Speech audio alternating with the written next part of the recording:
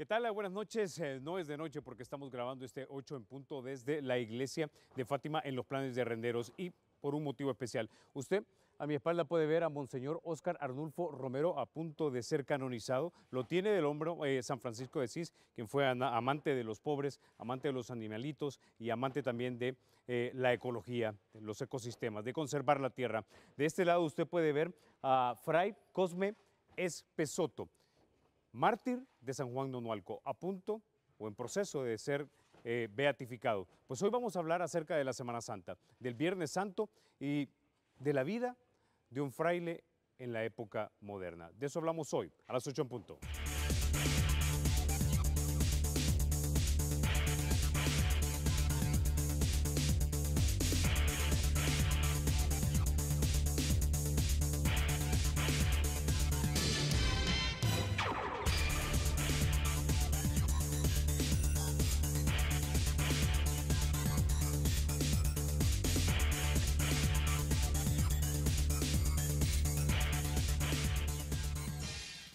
El primer segmento de 8 puntos es gracias a El Banco Agrícola. Y sin mayor preámbulo vamos a introducir a nuestros invitados. Esta noche nos acompaña Fray Raúl Urbina, él es el promotor vocacional en El Salvador. También nos acompaña Fray Henry González, definidor provincial de los franciscanos en El Salvador. Y nos acompaña también Fray Francisco Boche, él es el párroco de la iglesia San Antonio, Planes de Renderos. Caballeros, frays, bienvenidos a 8 en punto. Muchas gracias. Bueno, quisiera comenzar entonces con usted, Fray Henry González, preguntándole lo siguiente. Nosotros celebramos la Semana Santa y celebramos, o no sé si decir celebramos o conmemoramos, ¿no? La pasión de Jesucristo. La pregunta es si los eventos descritos en los evangelios efectivamente duraron una semana, como lo celebramos ahora, o si estos fueron a lo largo de varios meses o quizás un par de años. Bueno, precisamente los evangelios no es que alguien estuvo escribiéndolo, ¿verdad? Se escriben después de la resurrección del Señor y lo que van a narrar, digamos, la semana es como la síntesis de lo que fue el conflicto previo a la muerte de Jesús y luego el triduo pascual, que es donde nosotros sintetizamos la pasión del Señor, que conllevaría el doble juicio religioso y político. Luego la cena, bueno, a partir de la cena del Señor con el Jueves Santo, el Viernes Santo de Pasión y el Sábado Santo en espera de la gloriosa resurrección. Digamos que se hace una síntesis, pero en esta semana especial la dedicamos precisamente a reflexionar y a meditar este acontecimiento de salvación y este acontecimiento de liberación para la historia y para nosotros mismos como cristianos. Es decir, Fray Boche, que esto de la Semana Santa, como la conmemoramos o la celebramos hoy día, es realmente una construcción histórica de la Iglesia Católica, ¿no? Pero si nos fuéramos a lo que nos describen los evangelios y empezamos, por ejemplo, con la entrada de Jesucristo a Jerusalén, con las palmas, eso tengo entendido es la fiesta de los tabernáculos, ¿no? La fiesta de las palmas es el momento en que Cristo entra a Jerusalén, en que el pueblo mismo lo aclama como rey y a la vez también como el hijo de David, ¿no? Jesús también va a la Pascua, como todos los que podían ir hasta Jerusalén iban a celebrar la Pascua. Pero este es un momento sumamente especial donde Jesús entra y el pueblo lo aclama, lo ha visto y lo aclama, y entra triunfalmente, ¿no? Como rey. Y ahora, en la tradición judía, ¿en qué meses del año, o si es que tenemos alguna referencia, se celebraba esta fiesta? La fiesta de la Pascua siempre se celebra en el mes de Nisan, que le llaman, ¿no? Y el 14 de Nisan es siempre la celebración. Y por eso confluye un momento tan trascendental en donde Cristo es tomado cautivo, Cristo que también se le ha hecho un juicio, y Cristo que muere, pero no puede realizarse todos estos hechos en el día de la Pascua, que es el día solemne en donde el pueblo celebra la Pascua. Por eso es que en la tarde en que Jesús muere, le quiebran las piernas a los que estaban muertos a la par de Jesús, los conocidos, el buen ladrón y el mal ladrón, ¿verdad? Pero cuando llegan a contemplar a Jesús, simplemente lo que hacen es hacerle este golpe en el corazón con la lanza, atravesar su costado, ¿verdad? Porque había que enterrarlos y no podían quedar los cuerpos ahí porque era la fiesta de la Pascua. Pero eso coincide con el momento en que en el templo también se están matando los corderos para la Pascua. Entonces Cristo es el nuevo cordero que entrega su vida por la salvación nuestra. Ok, si tuviésemos que poner entonces, Fray Raúl, una especie de timeline, una especie de línea de tiempo, cuando Jesús entra a Jerusalén montado sobre el burro o el caballo, dependiendo de qué evangelio tengo entendido yo que lea uno, y va a la fiesta de las palmas, ¿eso qué mes dijo Nisan? El mes de Nisan, ¿qué mes del calendario juliano sería? Representaría el mes de abril. El mes de abril. Yo siento que hay que recordar como 3 momentos ahorita. Primero, los acontecimientos, ¿verdad? Que Jesús nace, crece, tiene su vida pública, muere, lo asesinan, resucita y surge la iglesia. Luego, la redacción de los evangelios es muy posterior. Casi 70 años después se comienzan a recuperar escritos. Entonces, tenemos 2 momentos. Los hechos históricos, como sucedieron, la recopilación del Nuevo Testamento, los evangelios, y después la reconstrucción que se viene haciendo litúrgicamente. Entonces, cuando vas revisando los evangelios, tenés los evangelios sinópticos y tenés el evangelio de Juan. En Juan dice, 6 días antes de la Pascua, Jesús fue ungido. Entonces, te ubicas 6 días antes, lunes santo, puedes decir. Pocos días antes de, o sea, no hay una referencia, no fueron apuntando los días uno tras otro, porque se trata, este acontecimiento de la pasión forma un bloque bastante significativo en los evangelios, dependiendo de dónde te ubiques, más de 1/3 de los evangelios es la pasión. Entonces, este fue el acontecimiento que marcó la novedad. Ahora nosotros lo celebramos en un triduo, decía Fray Henry, ¿verdad? El viernes, sábado y domingo. El viernes nosotros los comenzamos el jueves por la tarde con la cena. Entonces, no podemos decir que es exactamente lo que está narrado en el evangelio como sucedió. Claro. Ni la celebración litúrgica corresponde exactamente como el evangelio. Se trata de acompañar 3 procesos distintos. No sé si se capta la idea. Primero, lo que pasó con Jesús. El juicio político, el juicio religioso, el asesinato, la crucifixión y la resurrección. Después está la recopilación histórica, ¿verdad?, de los evangelios, todo eso que sucedió 70 años después. Imagínate tener una historia de 70 años sin escribir y ahora hay que escribirla. Y después, lo que la iglesia viene haciendo en la cuestión litúrgica, celebrando y conmemorando la pasión, muerte y resurrección.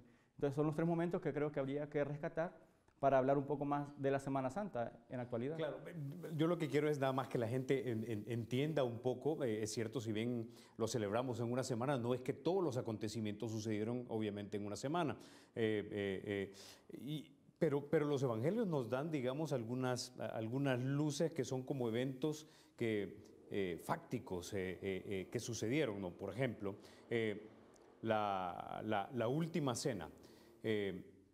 Entre la entrada triunfal a Jerusalén y la última cena es, ¿qué celebración exactamente, Fray? Porque la cena es la cena pascual y Jesús come la cena pascual con ellos. Y en la Pascua, que es un hecho también de gratitud al Señor por la liberación, y es lo que Jesús está celebrando. De hecho, todos estaban celebrando y él con su grupo también quiere celebrar la Pascua. Se da un acontecimiento precioso que esta es la nueva Pascua, ¿verdad? La nueva Pascua que se entrega, y por eso entonces para nosotros el jueves por la tarde celebramos precisamente esa donación de amor de Jesús, y nosotros lo celebramos bajo este acontecimiento eucarístico de entrega, ¿verdad? Esto es mi cuerpo, esta es mi sangre, ustedes hagan esto en conmemoración mía, porque lo que hacen es celebrar una memoria, y la memoria para ellos es actualizar el hecho de liberación. Entonces cada vez que hacemos memoria de Jesús, y ese acontecimiento precioso del triduo pascual, Jesús se vuelve a hacer presente.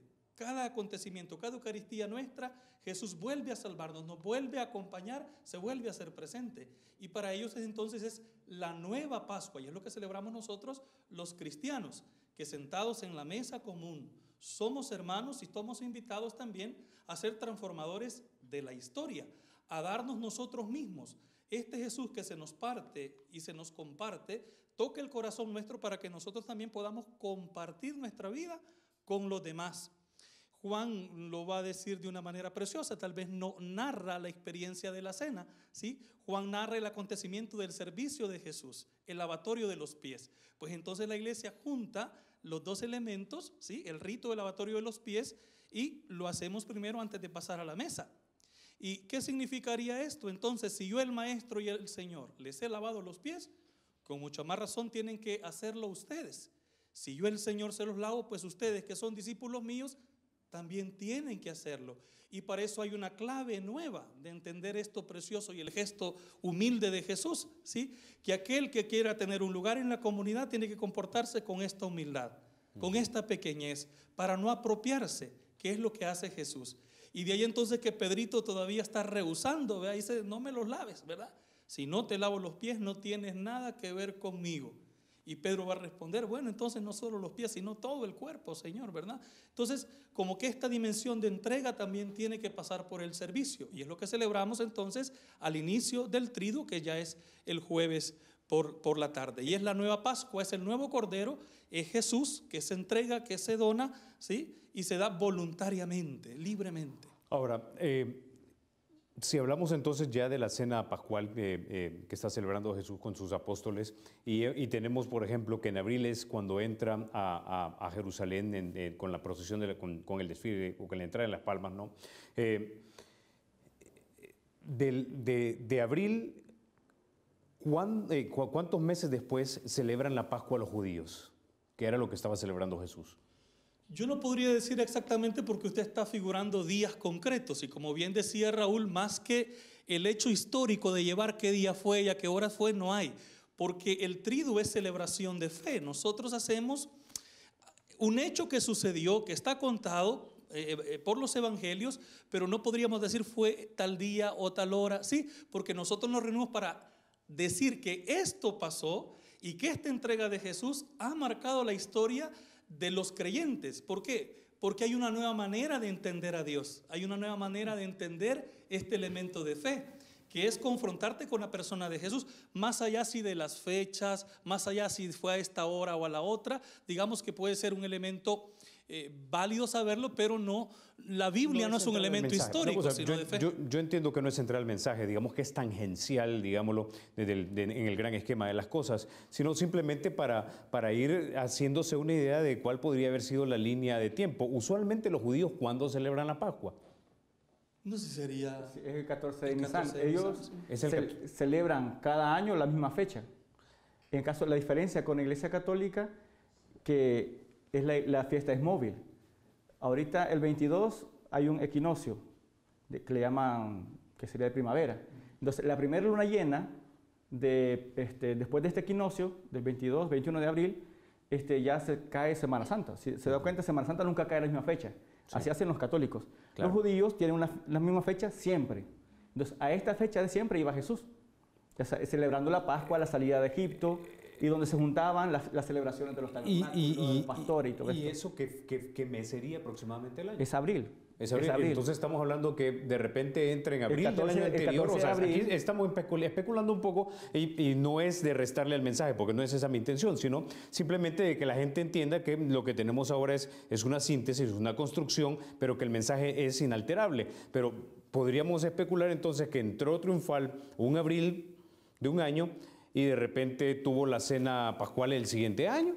No, eso es el mismo mes de abril. Ok, perfecto, listo. Es que fue la última semana prácticamente. Una de las cosas que, marca la celebración de la Pascua es la luna llena.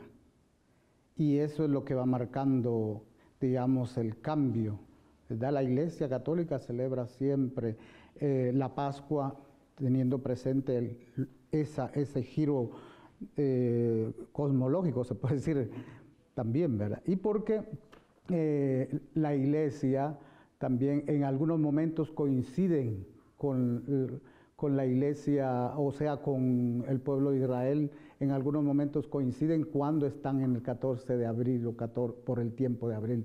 Algunas veces coincidimos, ¿verdad? Y ellos celebran la Pascua, nosotros celebramos la Pascua en el mismo tiempo, pero no siempre. Hay una discusión que hay, digamos, en que por qué no se celebra una fiesta fija sobre todo quienes están haciendo esta propuesta, es el mundo del comercio, ¿verdad? Pero eso un poco desdice nuestra dimensión profunda espiritual, ¿verdad? Porque dicen poner una fiesta fija, una fecha fija para todos, y ya se sabe que todo mundo en ese tiempo descansa y ya, pues, ¿verdad? Pero pierde toda esa dimensión profunda espiritual que tiene de tantos años. Bueno, vamos a irnos con esa idea de la pausa. Cuando regresemos hablamos, porque hay otros dos hechos que se mencionan en los evangélicos que también nos pueden dar tal vez una idea de tiempo. Y luego vamos a hablar, obviamente, del mensaje, del significado de esta semana. Ya volvemos.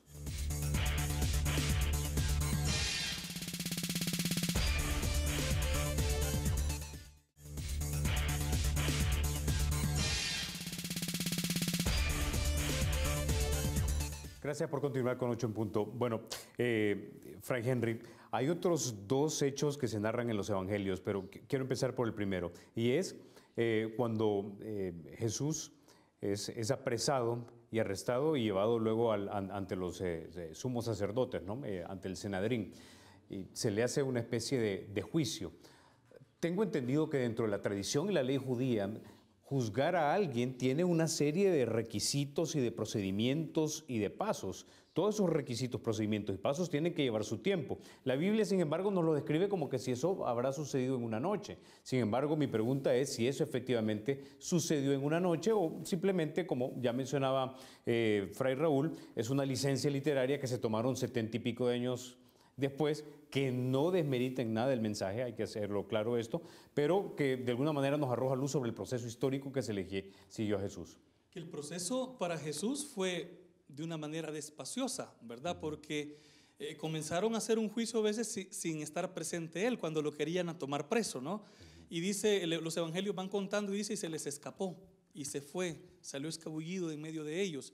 Y en ese acontecimiento, el último momento, digamos, sería como el culmen de ese juicio, del resultado de ese juicio, donde se le condena, y se le condena injustamente desde el aspecto religioso, ¿verdad? Es decir, y en ese momento comienzan como a tirarse, ¿verdad? Nosotros, ¿verdad? Lo mandamos, lo remitimos, pero lo condenan, por hacerse pasar por Dios, lo condenan por llamarse hijo de Dios, ¿verdad? Entonces, como que eso solo es el resultado de toda la vida de Jesús, sobre todo esos 3 años de su vida pública, pero que el acontecimiento que encierra pareciese que en ese juicio, ¿sí?, se da todo un resumen de lo que ya ellos habían gestado y habían tramado contra Jesús. Ok, ahora entonces, Fray Raúl, en su opinión, ¿este juicio fue un juicio expedito o realmente duró varios días en los que, a pesar de que la Biblia no lo dice, sí, una vez más decimos que hay cierta licencia literaria en los evangelios, pero que este juicio entonces no duró 2 horas o 3 horas como teníamos idea, sino más días? Considero que la experiencia de estudio bíblico que llevamos y lo que nos enseña la iglesia, ¿verdad? Hay que decir que el juicio, si es que hubo juicio en realidad, o sea, como todos los de la ley, porque a pesar de ser los romanos y la escuela de derecho, ¿verdad? Y que los judíos tenían su Sanedrín y sus normas, recordemos que fueron llamados por la noche. Fue un juicio así como, ya estaba condenado, cuando ya lo llevan a juicio ya estaba condenado, o sea, porque solo estaban buscando una excusa y comenzaron a buscar. ¿Y ustedes qué lo escucharon decir? No, eso no sirve, eso no sirve. Ya no tenemos más que decir que está condenado a muerte porque se llama hijo de Dios, blasfemó. Ya estaba resuelto. Decimos que fue un juicio porque hubo una acusación, hay un acusado y hay una condena. Pero en el tiempo no fue lo más correcto, porque si leemos los evangelios, dice fue de noche. Lo llevaron después de la cena, se fueron a orar al Getsemaní, ahí lo atraparon. Ya en la mañana, cuando ya claro, lo llevan donde Pilatos. Entonces ya el juicio político. Mira que este hombre anda levantando al pueblo diciendo esto y lo otro. Entonces, también, y uno de los evangelios habla, bueno, ¿y de dónde es? De Galilea, pues llévenselo a Herodes que aquí anda. Y lo llevan donde Herodes, lo traen de regreso.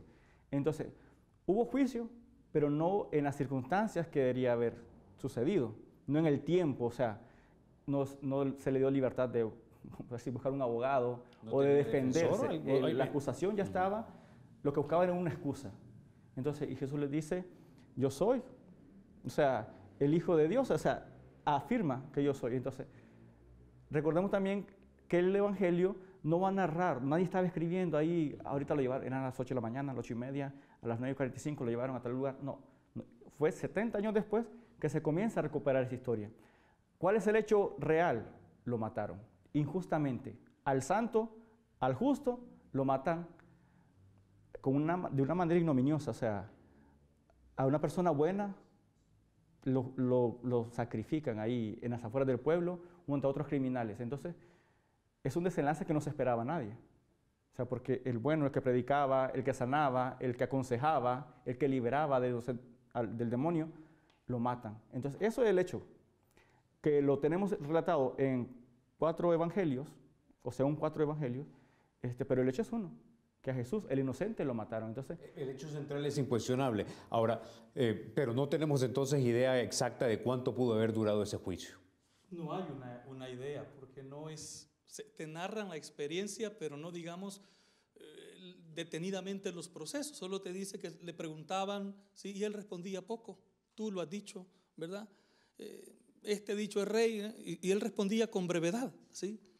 Simple, no tenemos como todo el aparato jurídico que ocuparon, digamos, porque fue todo un proceso a nivel religioso, ¿verdad? Ahora, y Fray Boche, del lado romano, es decir, si algo tenemos de los romanos es extensa literatura de cómo eran sus procesos judiciales. En ocasiones en los pueblos romanos ponían una especie de palestra o plataforma, se subía el acusado, había gente que estaba rodeando y estaban vitoreando, etcétera, pero había un abogado, había un acusador y estaba el pobre acusado, pero tenían, digamos, tal vez no los derechos que hoy día tenemos, ¿no? Pero habían reglas, procedimientos, etcétera. Pero la Biblia lo que nos describe es básicamente una fase de sentencia, cuando ya solamente llega donde Pilato y le dice, bueno, ¿verdad? O sea, ¿es cierto esto, sí o no? Y luego lo sentencia. Pero ¿no habrá sido eso más largo realmente? Pero el Evangelio solo recupera la fase de la sentencia. O sea, yo pienso que el hecho es también un hecho religioso y un hecho político el que se da con Jesús, ¿no? Un hecho religioso por la misma manera en que Jesús viene a cuestionar la manera como se estaba viviendo la fe, el judaísmo, ¿no? Y a la vez también el hecho religioso en que para ellos era intolerable que una persona se declarara hijo de Dios. O sea, si cuando en el templo no se lee el nombre de Dios, sino que se levanta la lectura para no pronunciar el nombre de Dios, y que Jesús se dijera que es hijo de Dios, eso viene a ser una blasfemia intolerable, ¿no? Pues era una teocracia, era un delito religioso y político. Ajá. A la vez. Y luego está la parte romana, porque ciertamente para la Pascua, indudablemente que tenían que tener toda una presencia de muchos escuadrones para evitar cualquier cosa de la Pascua, para evitar, ¿no? Por eso vemos nosotros que cuando están en la cárcel, cuando llevan a Jesús a la cárcel, están ahí los romanos, lo llevan allá, juegan con él, como muchas veces ha pasado en las guerras, y en la guerra de Irak todo lo que pasó, ¿no?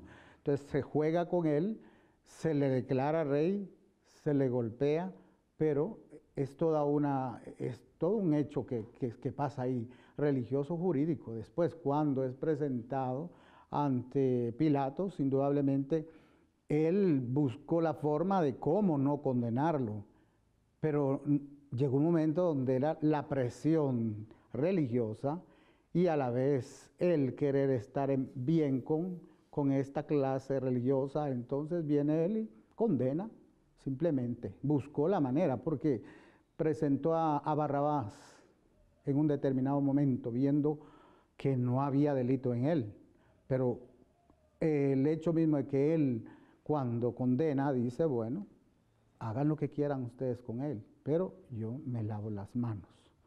O sea, queda bien con ellos, porque ellos mismos llegan a decir de que no pueden matar a nadie porque es una impureza, ¿verdad? No pueden. Pero, o sea, ¿qué más impuro que está uno si en el corazón ya ha matado a una persona? ¿No? ¿Verdad? Entonces, aunque no lo toque, aunque no esté, pero confluyen dos cosas, ¿verdad? Y se da ese hecho que ya en las Escrituras se decía, ¿no?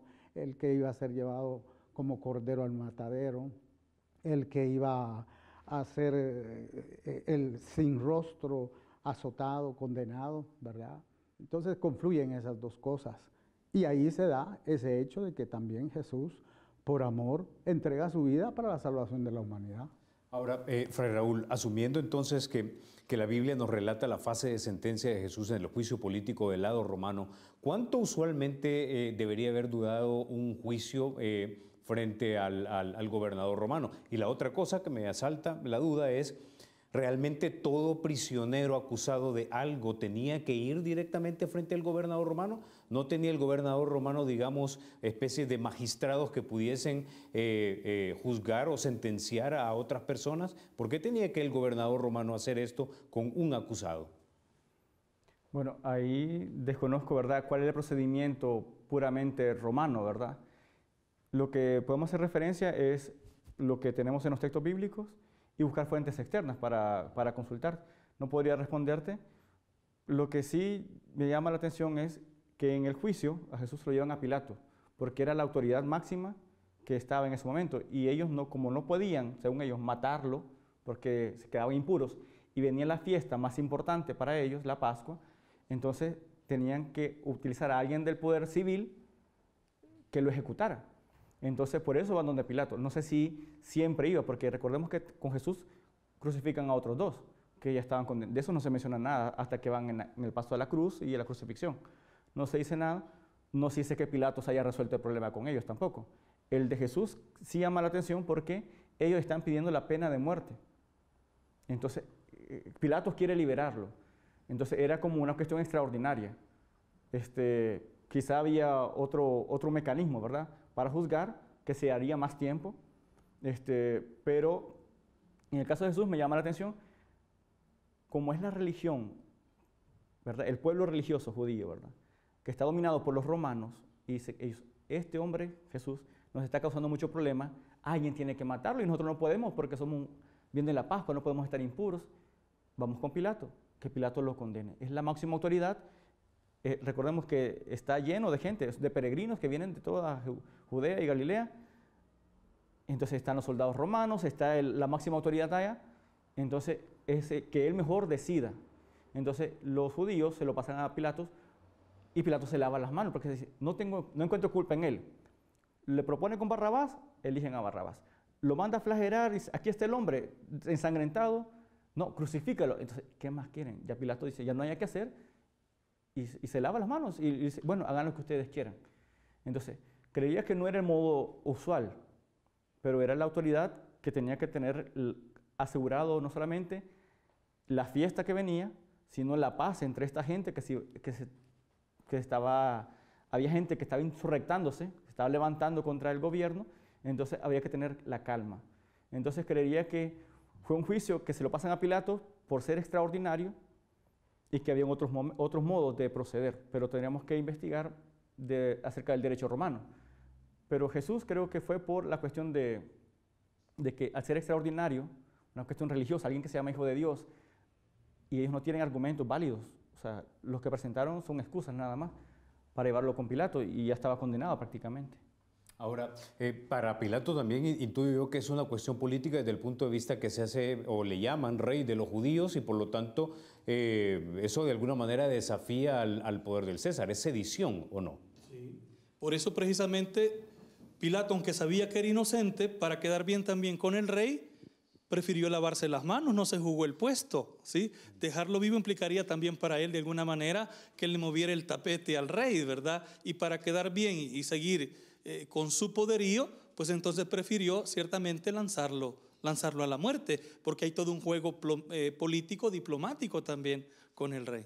Ahora, siendo gobernador de Roma, y en aquellos tiempos donde imagino yo que la diplomacia no la entendemos desde el punto de vista que lo entendemos hoy día, donde no hay un desarrollo del humanismo de los últimos 500 años, a mí me suena realmente sumamente extraño que un gobernador representando el poder imperial de Roma al mismísimo César, que era considerado Dios por los romanos, diga, me tengo que lavar las manos por la sangre de esta persona, cuando perfectamente hubiese podido decir, bueno, lo mandé a matar, así como mandé a ejecutar a muchísimas personas. Pues a lo mejor, intuyo que puede ser también una cuestión de amenaza junto a otros que se podrían sublevar. Si estaba tan lleno, digamos, de gente que estaba en contra del imperio, pues es un mensaje también indirecto para aquellos, para él seguir mostrando también su poderío. Ok, con esa idea nos vamos a ir a la pausa. Cuando regresemos vamos a hablar acerca de en qué años exactamente fue que se construyó ya esto que nosotros conocemos como la Semana Santa. Ya volvemos.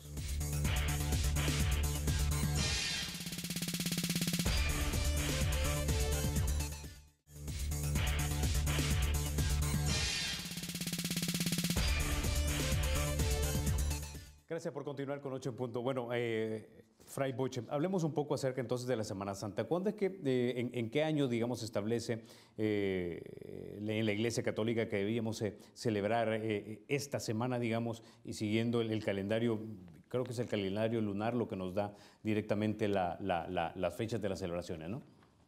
Bueno, siempre sabemos muy bien que los primeros cristianos tenían todo un tiempo de preparación para celebrar la Pascua. Y eran días de ayuno que se hacían para esto, ¿no? Luego, poco a poco se fue como organizando, por decir así, como una celebración un poco más larga de ayuno, hasta llegar hasta una cuaresma de 40 días en donde los cristianos tenemos que prepararnos en oración, ayuno, penitencia para llegar a la Pascua, ¿no?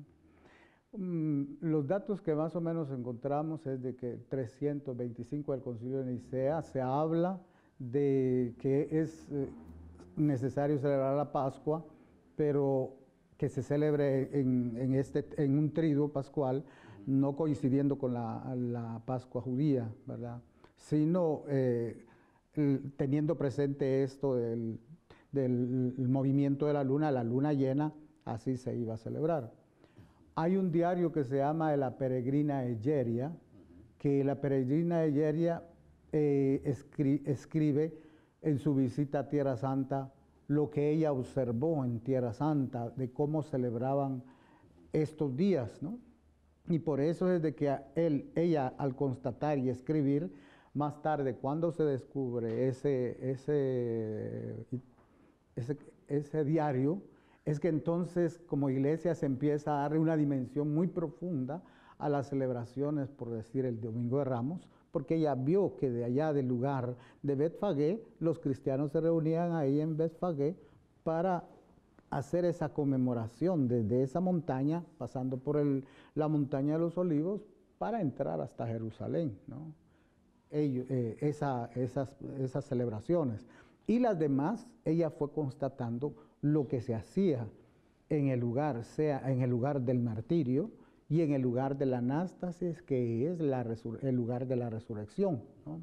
Entonces, por eso vemos nosotros que la iglesia va celebrando ya esta grande solemnidad que es el núcleo de nuestra fe, ¿no? Cristo que muere, Cristo que es sepultado y Cristo que resucita para la salvación de la humanidad. Y entonces en todas las iglesias se va extendiendo esto mismo que la Peregrina Egeria hace, de tal manera que hoy vemos en nuestros pueblos cómo se han hecho experiencias aún en donde niños o personas adultas representan, sea la entrada de Jesús a Jerusalén, sea todo el Vía Crucis, que en algunos lugares hay comunidades que hacen todo el Vía Crucis en vivo.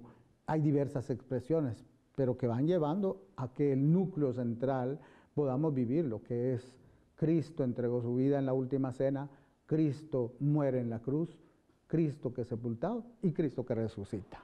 Ok, ahora, Fray Henry, sé que nosotros le llamamos Semana Santa y decimos lunes Santo, martes Santo, miércoles Santo, pero tengo entendido que hay 3 o 4 días que son los principales, ¿no? Sí, hablamos del triduo, ¿verdad? Haciendo la experiencia de la pasión del Señor.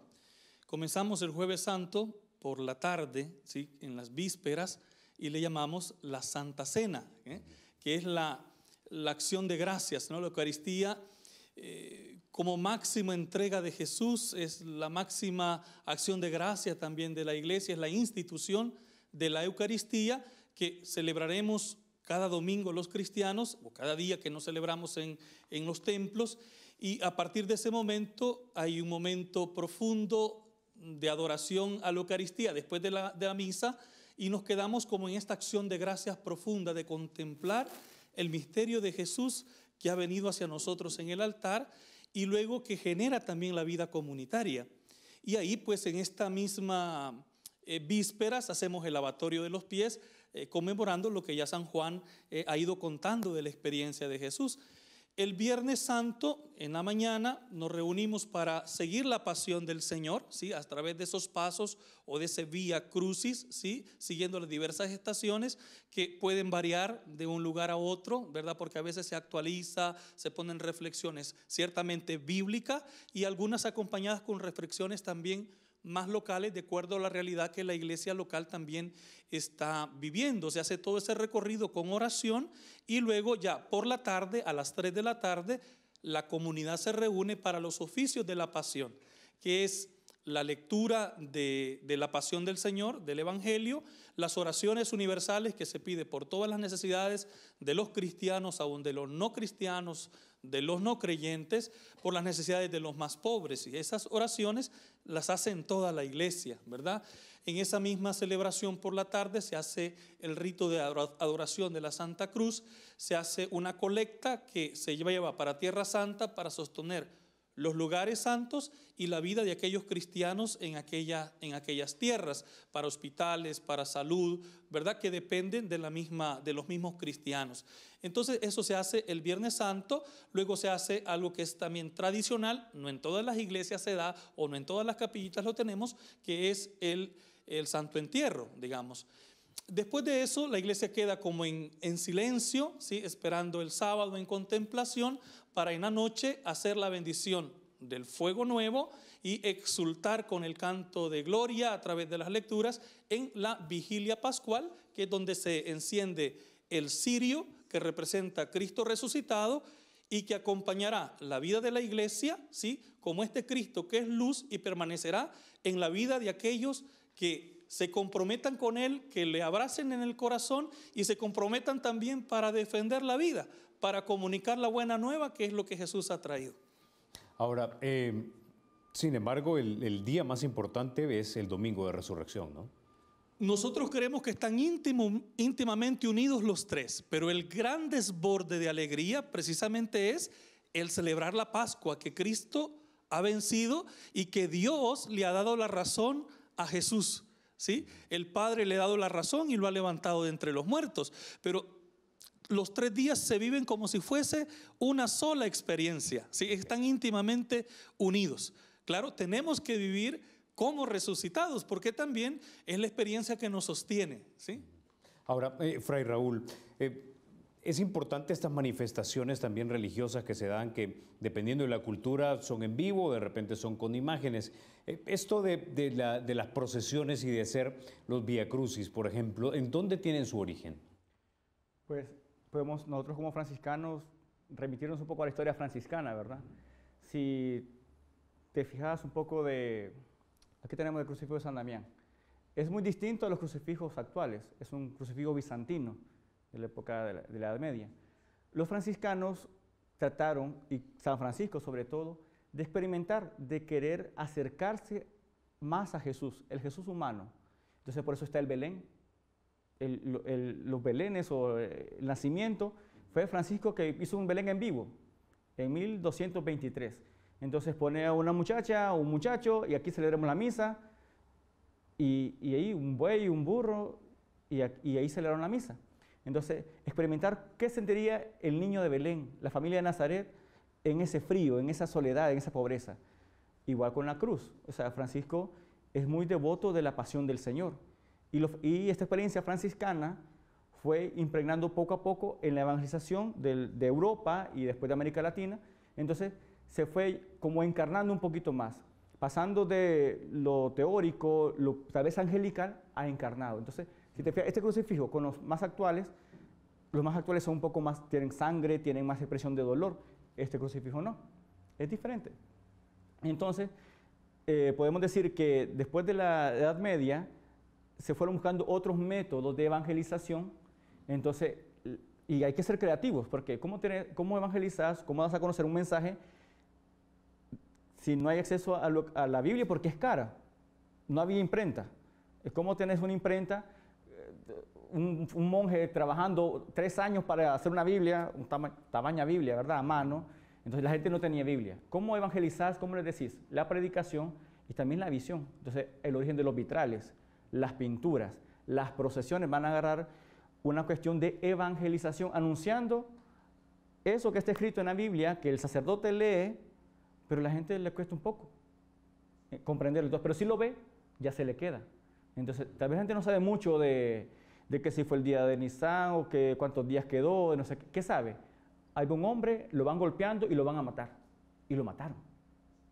Y resucitó. Y están los signos.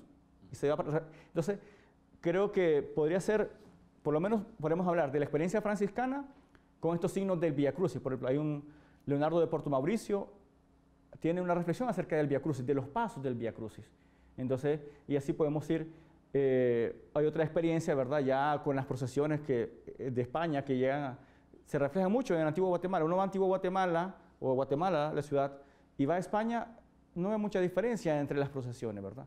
Entonces, hay una experiencia de reflexión que se da en torno. Entonces, ¿qué se trató de hacer? Ser creativos para transmitir un mensaje complicado, porque hablar de la muerte y resurrección es un tema complicado, de manera creativa para que la gente pueda hacerse una idea de lo que pasó hace 2000 años. Pero también hay otras experiencias de pinturas de la Edad Media, donde se ven los frescos de Miguel Ángel, de Leonardo da Vinci, que trataron de reflejar esta riqueza de evangelización. Entonces, se pasó de la pintura a las calles. O sea, porque es una herramienta didáctica, básicamente. De evangelización. Ocupada por los frailes a través del teatro, que también hacían teatro, o la poesía, o la música. Y los frailes utilizaron lo que tenía la gente en la cultura para llegar al corazón de la gente, metiéndose con ellos. Y así comunicaron la buena nueva. Interesante. Entonces ahora, por ejemplo, cuando hay tal vez algunos católicos o cristianos que son demasiado conservadores y que tal vez desdeñan el uso de la tecnología, no hay que hacerlo. La tecnología puede ser de repente una herramienta didáctica de evangelización, así como el Papa Francisco hoy utiliza Twitter, por ejemplo. Claro. Si no, no estaríamos aquí en 8 en punto, ¿verdad? Hay que usar los medios, ¿verdad?, de evangelización. ¿Por qué? Porque todo esto es bueno, llegas al corazón de muchas personas. Tu trabajo como comunicador es que otros se informen, ¿sí? Y te ve toda la gente. Entonces es como la creatividad para algo hermoso, para algo bueno, que dignifique, que levante, y sobre todo si es esto de evangelización, pues es lo que los frailes hemos hecho a lo largo de la historia y muchos hermanos nuestros hicieron metiéndose en las comunidades. Hoy los medios no están llegando solo al urbano, también están llegando a los cantones. Bueno, antes no había internet, no había WhatsApp, los frailes ¿qué hacían? Bailar, escribir, cantar, y para eso se metieron con la gente, dramatizaban las vivencias, ¿sí? Lo vemos en los Cristos, lo vemos en los reflejos de las estaciones. Muchas de esas son las características que los frailes asumieron de los dolores de las personas, como el Santo Entierro también. ¿Cómo describieron el Santo Entierro? Pues iban a los funerales y describían aquella escena de dolor, describían a una madre adolorida, ¿sí? Y es lo que plasmaron. Y esto para la gente sencilla, para los pequeños, les hace también trascender, ¿sí? Esta simbología se vuelve una simbología de un auténtico valor, ya no solo artístico, sino también religioso. Y por eso, bueno, usar los medios de comunicación alternativas es válido, ¿sí?, para llevar mensaje, llevar buena noticia. Interesante. Ahora, no puedo dejar de preguntarles esto. ¿Cómo valoran ustedes el hecho de que Semana Santa, si bien es cierto, es una celebración religiosa, quizá debido a la cultura, no sé si decir hispana o prehispánica, se funde con una celebración como carnavalesca? Es decir, hay mucha gente que para ellos Semana Santa es ir al mar, es ir a fiestas tropicales, escuchar grupos, es ir a la montaña, no necesariamente un tiempo de recogimiento. ¿Cómo valoran ustedes esa especie de fusión de lo carnavalesco con lo religioso? En términos prácticos, no es que estoy diciendo que así debería ser. Bueno, si es una semana, por ejemplo, ¿verdad?, una semana completa, yo creo que las personas también tienen derecho a serenar sus vidas y a encontrarse como familia. Es importante que tú pases momento agradable, no te lo prohíbe, ¿sí? Pero es esencial rescatar que hay valores que nos mueven por cultura y por familia, y dentro de estos valores fundamentales está nuestra fe. Que tú apartes espacio para divertirte, para visitar un familiar, para irte a la playa, ¿sí? Que no te limite a vivir valores que son fundamentales y que son incuestionables, como el valor de la fe, como el valor de vivir juntos este momento de encuentro con Jesús, de hacer memoria de este acontecimiento que ha marcado la vida de tantos hombres y mujeres y que nos sigue marcando. Entonces yo creo que puede entrelazarse de la mano, ¿sí? Y sobre todo, si esta semana se vive con valores, ¿sí? Porque de repente alguno se puede despistar a la hora de la familia, ¿sí? Se está viendo a sí mismo y está disfrutando él, pero no está viendo ni siquiera a los demás. Entonces parece que por ahí algo va a disminuir y no va a madurar y no va a crecer en sus relaciones humanas y en su relación espiritual. Tiene que haber como una concadenación, ¿sí? Vamos a irnos a la pausa, nos vamos a quedar con Isidra. Cuando regresemos vamos a hablar acerca de la orden franciscana, de la vida de fraile, si es lo mismo ser monje, sacerdote, fraile, los que no lo sabemos, ¿no? Así que de eso hablamos en solo minutos.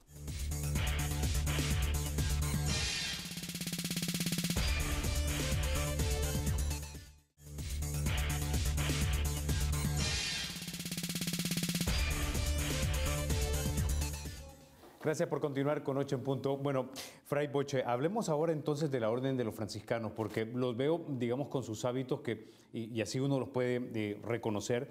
Y quisiera saber si es lo mismo un fraile, un sacerdote o un monje, o puede ser los tres con las mismas funciones o distintas funciones. Me gustaría que me explicara. Primeramente tenemos que darnos cuenta que en la iglesia existe el monacato. El monacato fundado por San Antonio Abad en la iglesia, que era una manera de vivir la vida consagrada en lugares de silencio, apartados del mundo, ¿no? Y algunos también con una actitud de ermitaños, viviendo solos en cuevas, o también más tarde viene lo que se llama los cenobios, que son pequeñas capillitas o pequeñas casitas con un lugar de encuentro para la oración. Luego San Benito, que es también uno de los monjes, pero en el siglo XII, en 1226, surge San Francisco de Asís como un joven que quiere vivir su vida, una vida más apasionada por Jesús, después de encontrarse consigo mismo y después de darse cuenta de que hay algo más que lo que vivía. Y él empieza a vivir el Evangelio de una manera sencilla, a entrar en relación con los leprosos, los pobres del tiempo, y a entrar en una actitud de oración y de Eucaristía muy fuerte, ¿no? Una experiencia religiosa muy fuerte. Y eso hace que muchos de sus compañeros o jóvenes de su tiempo sintieran esa fuerza de atracción de esa forma de vida, y por eso le piden que también quieren caminar con él. Francisco escucha el Evangelio donde dice que Jesús envía a los apóstoles y los manda de dos en dos, sin nada, ¿verdad? Que vayan así sencillamente. Y él asume este traje, que este es el traje de los pobres del tiempo, de San Francisco, ¿no? Un hábito con una cuerda y descalzos, ¿no? Ahorita nosotros andamos con sandalias, otros con zapatos, ahora es distinto, pero al inicio era así, ¿no? La pobreza total, ¿no? Una austeridad muy fuerte, ¿no? De pobreza. Entonces, a la luz de ese momento empieza a surgir lo que se llama el hermano, el fraile, el frater, ¿no? El hermano. Por eso el nombre que se le da a San Francisco, Fray Francisco, o a todos nosotros también, Fray Mauricio, Fray Henry, Fray Raúl, ¿verdad? Es una derivación de frater. De frater, el hermano, que significa hermano, ¿no? Dentro de la orden franciscana estamos los dos grupos de hermanos, unos que solamente optan por una vida religiosa y otros que optan por la vocación ministerial sacerdotal, pero somos frailes y somos sacerdotes por el ministerio, ¿verdad? Ahora, hay monjes que son solo monjes, no sacerdotes, y existen monjes sacerdotes, pero los monjes viven encerrados en monasterios de clausura, en una actitud de oración, de contemplación y de trabajo. Lo de San Benito, ¿no?, que llevan ellos su lema, ora et labora, viven en monasterio, trabajando, orando, sirviendo a la gente, especialmente en cuanto a la celebración litúrgica, ¿verdad? La belleza de la Eucaristía, son ellos los que le han dado toda esa finura a todo lo que es hoy la celebración eucarística, ¿no? Pero es esa la manera, de verdad. Ahora, tengo entendido que las diferentes órdenes religiosas dentro de la Iglesia Católica, cada una tiene, no sé si decirle así, sus características o sus virtudes, es decir, los jesuitas, sus carismas, ¿verdad? Quisiera, por ejemplo, que me dijera cuáles son los carismas, por ejemplo, de la orden franciscana. Nosotros tenemos una regla que nos ha legado Francisco, y la regla de vida nuestra es vivir el Santo Evangelio, ¿sí?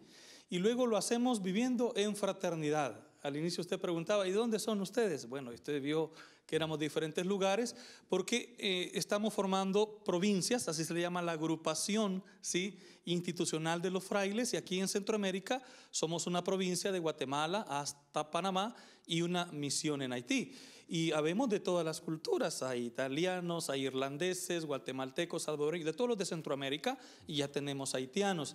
Entonces nuestro carisma es hacer presente el Evangelio en obras sociales como clínicas asistenciales, hogares de ancianos, misiones parroquiales, ¿sí?, en colegios o escuelas, en casas de formación también.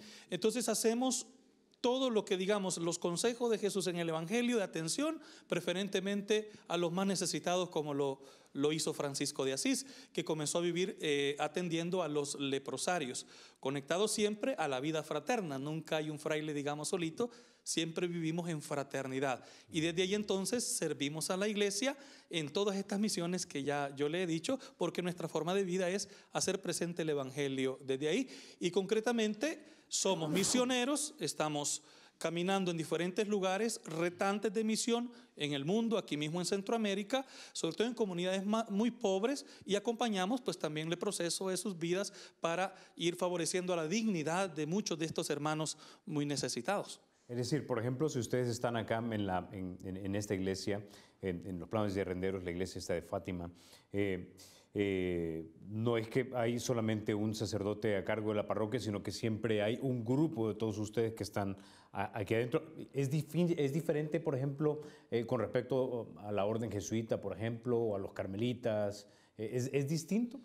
Lo que cambia, todos viven en comunidad, algunos hacen más énfasis que otros. Nosotros sí hacemos bastante fuerza al hecho fraterno y al carisma mismo, ¿verdad? Algunos se dedican a las escuelas o solo universidades o colegios. En el campo nuestro es un campo abierto, ¿sí? Sobre todo vamos buscando el horizonte de servir a los más necesitados, ¿sí? En el caso de aquí los planes de renderos, la parroquia se llama San Antonio. Ahora mismo usted está en nuestra casa de formación, que es la casa central, ¿sí?, o la casa principal del país, y esto tiene un santuario que se llama Fátima, pero está en conexión con la parroquia San Antonio. Aquí tenemos 12 cantones, ¿verdad? Y servimos juntos, o sea, servimos lo que somos sacerdotes, porque hay otros hermanos que no son sacerdotes, e igual acompañamos los procesos pastorales. Ahora, y cuando dice que también realizan la labor de misioneros, ¿quiere decir que salen a los cantones y caminan hasta allá a evangelizar? ¿A eso se refiere? Sí, acompañamos. La parroquia tiene, en este caso, Fray Francisco es quien coordina la vida pastoral, ¿sí? Y él, digamos, es el responsable primero. Nos convoca a los hermanos, percibimos qué es lo que hacia dónde quiere ir la parroquia, luego con el conjunto o el consejo local parroquial, todos los laicos, entonces vislumbramos, se nos plantean trabajos pastorales hacia dónde se está perfilando la arquidiócesis, y desde ahí nosotros asumimos ese plan pastoral y de ahí acompañamos los procesos.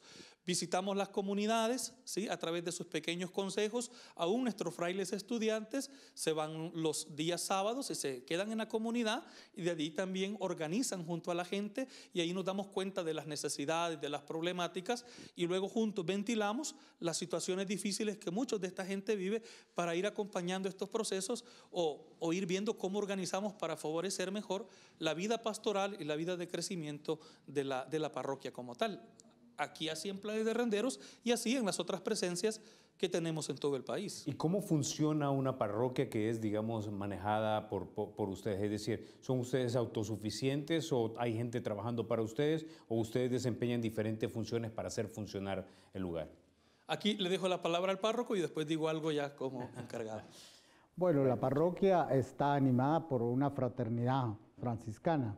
Diferente es en las parroquias donde hay solamente un sacerdote diocesano, que no son religiosos en el sentido de vivir en comunidad, sino que viven solos. Para ellos, la parroquia, ellos son los que llevan la parroquia junto con todos los laicos. La diferencia que hay es que aquí hay una fraternidad y están todos los laicos que todos juntos vamos trabajando, vamos haciendo presente el reino de Dios desde sus diferentes carismas o grupos o movimientos que existen aquí en la parroquia, con un consejo local, parroquial, ¿verdad? Con un consejo parroquial donde están presentes todos los miembros de todos los cantones, de donde se hace toda la programación y organización de las actividades de todo un año y donde todos juntos buscamos que ese plan se lleve adelante, donde cada uno realice sus diversas actividades, pero buscando que seamos una sola parroquia, ¿verdad? Que podamos anunciar a Jesús desde la participación de cada uno que voluntariamente lo hace, pues porque a nadie se le paga por trabajar por la misión, sino es mi compromiso con Cristo, que en la medida en que estoy más apasionado, yo me entrego, me doy, no hay tiempo, no hay barrera para servir a la iglesia, ¿verdad? Y dentro de la casa nos organizamos, algunos trabajamos en la asociación, ¿verdad?, de frailes que aglutina las clínicas, pues algunos somos directores de clínicas, velamos para que la gente más necesitada reciba una buena atención y a bajo costo, y si es posible, pues también igual, pues donamos mismo el servicio. Tenemos una clínica asistencial aquí en San Salvador, una de las mayores, digamos, es la Clínica Concepción, que queda en la avenida, en el centro de San Salvador, para gente en alto riesgo, en una vulnerabilidad muy grande, y servimos ahí con alegría. Mucha de esta gente es beneficiada a través de la obra social. Otros hermanos pues son formadores y trabajan desde el acompañamiento a los formandos que están llegando. Este es el centro vocacional y hay un promotor vocacional y acompaña eso. Otros hermanos nos van colaborando con el aporte económico, van donando y eso se va utilizando para alimentación, para pago de pasaje. Otros vamos trabajando, digamos, ¿verdad? Y ese salario va al fondo común y de ahí entonces vamos siendo autosostenibles de alguna manera. Y si no, como dice San Francisco, recurrimos a la mesa del Señor, pedimos. La gente nos colabora y el proyecto ciertamente no es para cada uno de nosotros, sino también es a beneficio de la misma gente, de la misma comunidad. Entonces Francisco de Asís nos pide que el que no sabe trabajar, que lo aprenda. Y trabajamos desde las primeras etapas, desde lavar, hacer tortillas, hacer limpieza, aprender a agarrar un machete, una cuma para sembrar, cuestiones de medicina natural, todo lo que haga bien y todo lo que nos haga pequeños y menores, como decía él, es lo que vamos ejercitando a lo largo de nuestro camino, de tal manera que también nosotros nos ganemos el pan con dignidad, ¿sí? Y si no podemos, pues pidamos también a la mesa del Señor. Y así vamos creciendo y vamos sosteniendo también las vocaciones, las diferentes obras sociales que tenemos. En este caso, Raúl es el promotor vocacional del Salvador. Okay. Ahora, Fray Raúl, ya para cerrar el programa, solo quisiera que me dijera, que me describiera, por ejemplo, porque han descrito sus hermanos muy bien la vida dentro de una parroquia, pero en un monasterio franciscano, ¿cómo vive un monje? ¿Cómo sería su rutina? Nosotros no somos monjes. Yo sé, ustedes no son monjes, pero no. Los que son monjes. Vaya, de los que conocemos, ¿verdad? Los hermanos benedictinos, ¿verdad? Con los que hemos tenido relación por estudio, pues recordemos, ellos tienen que trabajar para sí mismos y si vamos a la historia, surgen como las abadías. Ellos oran y trabajan, cultivaban, sembraban y muchos descubrimientos genéticos se dieron en monasterios. Entonces tienen la cuestión de la oración va marcando el día. Laudes, tercia, sexta, nona, vísperas, completas, maitines, ellos van, eso va marcando el día. Y cuando no están orando, están trabajando. O sea, solo es orar y trabajar, orar y trabajar. O dormir. Entonces, los que están empezando el proceso van a la universidad a estudiar o estudian internamente, ¿verdad?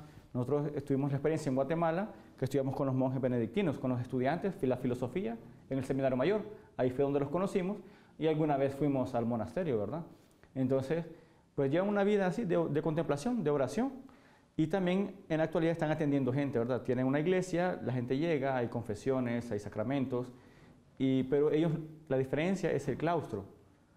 Para nosotros el claustro es el mundo, diría Francisco de Asís, aunque tenemos un claustro donde solo algunas personas pueden entrar, aparte de los frailes, ¿va? Así como restringido, con permiso del guardián. Pero ellos no salen de la abadía, no salen del monasterio, igual que las monjas. Entonces, podríamos decir que ellos tienen un claustro, un horario marcado por la oración y el trabajo para la subsistencia, ¿verdad? Y las donaciones que les puedan llegar, ¿verdad? De gente generosa. Ok. En el caso nuestro tenemos las hermanas Clarisas. Por cierto, Santa Clara de Asís es la patrona de los comunicadores como ustedes, ¿verdad? Vamos a tener que rezarle. Se celebra el 11 de agosto, ¿verdad? Y las hermanas Clarisas, ellas sí, son fundadas por nuestro Padre San Francisco y Madre Santa Clara, y ellas tienen un monasterio aquí en El Salvador. Ellas sí son monjas de clausura, su vida es de oración y de trabajo interno, ¿sí? E igual hay esa vinculación espiritual con ellas. En el caso nuestro, entonces, es la vida fraterna, la vida pastoral, ¿sí? La vida de oración también, porque aquí oramos también varias veces al día, juntos como hermanos, y a nivel personal también sacamos ese espacio para encontrarnos con el Señor, orar por nosotros, por la realidad social, por la realidad de todas las personas que vienen a buscarnos, a quienes escuchamos y con quienes compartimos. Bueno, con ese ya nos vamos a quedar. Fray Henry, Fray Raúl y Fray Boche, no me resta más que agradecerle que hayan estado ustedes esta noche aquí en 8 en Punto. Muchas gracias a ustedes y que sigan sirviendo desde la toma de conciencia y generen conciencia para todas las personas. Que el Señor los sostenga a ustedes también. Bueno, ustedes amigos, que pasen un buen resto de la Semana Santa, que disfruten su domingo de resurrección también, y que los que son religiosos, pues que lo disfruten de una manera con mucho recogimiento. Soy Carlos Toledo, gracias por vernos. Recuerden, la República es de todos, hay que cuidarla.